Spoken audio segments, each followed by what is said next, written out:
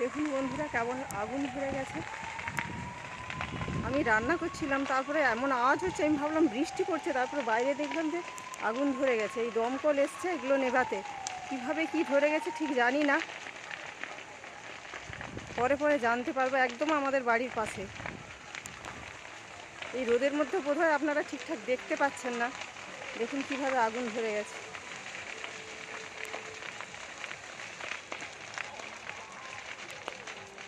একদম আমাদের বাড়ির পাশে। বোধহয় প্রচণ্ড তাপে, প্রচণ্ড আজকে রোদ হয়েছে তো, সেই জন্য বোধহয় আগুন ধরে গেছে।